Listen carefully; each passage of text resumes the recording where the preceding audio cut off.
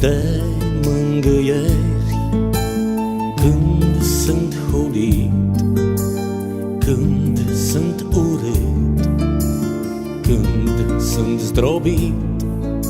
Îți cer doar atât: să pot iubi, să pot ierta, să pot trăi spre slava ta.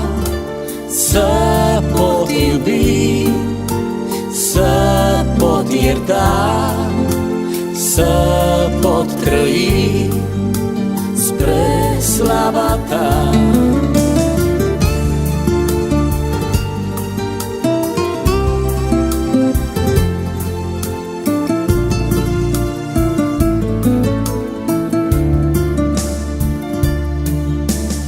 Când am dușman, te rog să-mi dai harul să iert, să-i duc spre rai.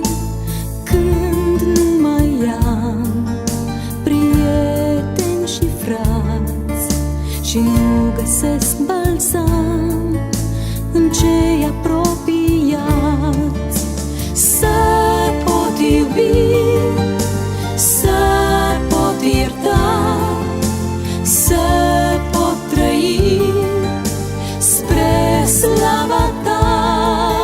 Să pot iubi, să pot ierta,